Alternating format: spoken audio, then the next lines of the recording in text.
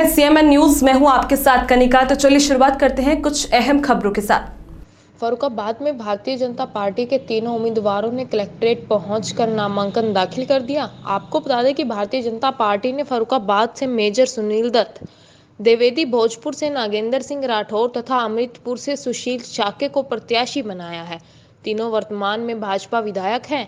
कायमगंज की सुरक्षित seat BJP के सहयोग अपना दल के खाते में गई है और यहां से अपना दल आज डॉक्टर सुरभि गंगवार ने कप प्लेट थमाई है। गुरुवार दोपहर भाजपा के तीनों उम्मीदवारों ने अपना अपना नामांकन पत्र दाखिल कर दिया। कलेक्ट्रेट में भारतीय जनता पार्टी जिंदाबाद के नारे लगाए। सांसद मुकेश राजपूत, पूर्व विधायक कुलदीप गंगवार नामांकन कक्ष में साथ गए। दोपहर 2 बजे तक केवल भाजपा उम्मीदवारों के ही नामांकन पत्र दाखिल हुए थे। कलेक्ट्रेट में भारी संख्या में फोर्स लगा हुआ है। फर्रुखाबाद से दीपचंद दीक्षित की रिपोर्ट। के बीच आप किन मुद्दों को लेके जाएंगे? किन मुद्दों को? अरे हम सरकार की जो काम किए हैं सरकार ने, उन सब को लेके जाएंगे। और अपराधी अभी तो बिलों में घुसे हैं, इन्हें बिलों से निकाल के भी ख़त्म करना है। आपने अपने क्षेत्र में अपनी निधि से अपने प्रयास से क्या क्या काम करा है?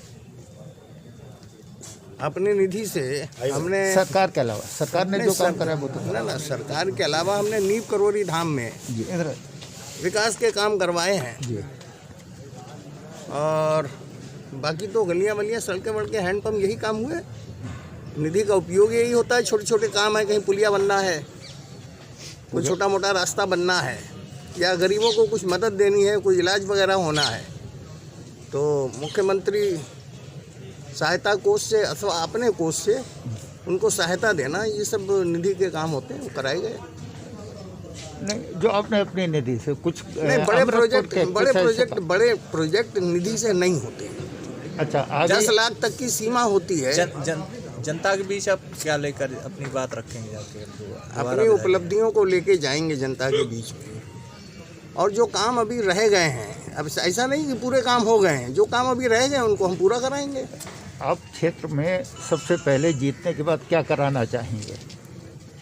अब सबसे पहले तो हमारा राजेपुर ब्लॉक बहुत पिछड़ा हुआ है, वहाँ पर एक डिग्री कॉलेज की आवश्यकता है।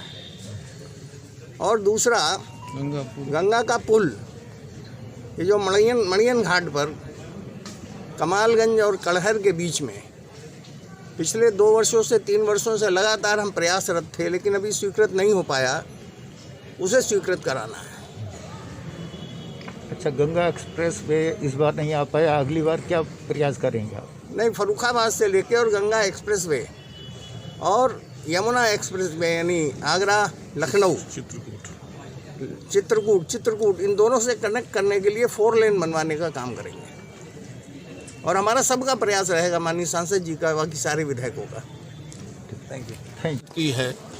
और जब ऑक्सीजन की मारामारी थी, इसीलिए उस दृष्टि को रखते हुए मैंने 30 jumbo jet oxygen cylinder 15 Mohammadabad के लिए और 15 कमालगंज के लिए दिए हैं। और अपनी विधायक ने से 36 लाख रुपए का ऑक्सीजन प्लांट कमालगंज CSC पर 20 बेड का स्थापित कराया है। दूसरा ऑक्सीजन प्लांट मोहम्मदाबाद में 20 बेड का मैंने शुगर कॉरपोरेशन के सहयोग से स्थापित कराया है।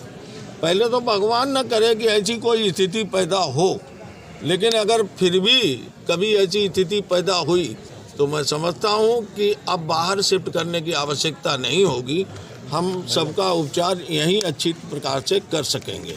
अच्छा, आप जीतने के बाद सबसे पहले क्या काम करना चाहेंगे दोबारा? कमालगंज में गंगा जी पर मणियन घाट का पुल और सिंगी रामपुर को राष्ट्रीय स्तर पर धार्मिक पर्यटक स्थल के रूप में विकसित और घोषित दोनों कराना। ये बताइए, जनता के बीच आप किन मुद्दों को लेके जाएंगे? जनता के बीच पार्टी राष्ट्र निर्माण और माननीय मोदी जी और योगी जी की जो जन हितकारी योजनाएं हैं, जो जन जन तक पहुंची हैं, पूरी आप प्रदेश के आप राष्ट्र को ले लीजिए तो ऐसा कोई भी व्यक्ति नहीं है जो किसी न किसी योजना से लाभान्वित नहीं हुआ है। राष्ट्र निर्माण के लिए और देश सेवा के लिए जो हमारा पार्टी का नारा है उसको लेकर के माननीय मोदी जी और माननीय योगी जी के कार्यों को लेकर के, उनके चेहरे को लेकर के भारतीय जनता पार्टी चुनाव लड़ेगी और कमल का फूल ही हमारा प्रत्याशी है। आपको 5 साल का समय व्यतीत हुआ है, आगे फिर चुनाव में है, क्या मुद्दे लेकर जनता भी जाएंगे? मुद्दे क्या, जो हमारी सरकार की उपलब्धियां रही हैं उन्हीं को जनता के सामने हम लेकर जा रहे हैं। क्या उपलब्धियां रहेंगी, आगे क्या विकास कराएंगे विधानसभा क्षेत्र में? विधानसभा क्षेत्र में कुछ कार्य अधूरे रह गए हैं, जैसे एक भूमिगत केबल का कार्य है, वो प्रोजेक्ट सैंक्शन हो चुका है लेकिन उसका काम रुकवा दिया गया था। एक तो वो है, दूसरा माननीय सुशील शाह के विधायक जी के साथ हम लोग अपने पीडब्ल्यूडी मिनिस्टर से मिले थे रिंग रोड के विषय में, बाईपास के विषय में। वो भी लगभग 67 करोड़ का सैंक्शन हो चुका था, तो वो भी इस चुनाव के बाद हम लोग उस पर आग्रह करेंगे, उस पर बजट आवंटित हो जाए। ऐसे बहुत सारे मुद्दे हैं जो इसमें आचार संहिता के दौरान नहीं कहे जा सकते, लेकिन उन इशूज़ पर हम लोग काम करेंगे। जो आपने अंडरलाइन केबिन की बात की है, ये आपकी पिछले विधानसभा चुनाव में विधायक की बात पहली प्रेस कॉन्फ्रेंस में मजबूती के साथ अपनी बात रखी थी। 5 साल बीत गए, नहीं काम पूरा हो पाया, तो आगे क्या जनता उम्मीद करे काम हो पाएगा? इसमें जनता को उम्मीद करनी चाहिए। आदमी प्रयास करता है, जनप्रतिनिधि पूरा अपना तन मन धन से प्रयास करता है, लेकिन कभी कभी ऐसा होता है कि बजट ना हो पाने के कारण वो प्रयास पूरा नहीं हो पाता। कोरोना महामारी में था, आप भी जानते हैं, सारा बजट कोरोना की रोकथाम के लिए लगा, तो उसी स्थिति में संभवतः वो बजट आवंटित नहीं हो पाया। हालांकि टेंडर उसका हो चुका है, लेकिन काम रुकवाना पड़ गया था। चुनाव समाप्त होते ही हम सारे जनप्रतिनिधि इस संबंध में लगेंगे। वीडियो को लाइक करें, शेयर करें और चैनल को सब्सक्राइब करें। खबरों के नोटिफिकेशन के लिए बेल आइकन दबाना न भूलें।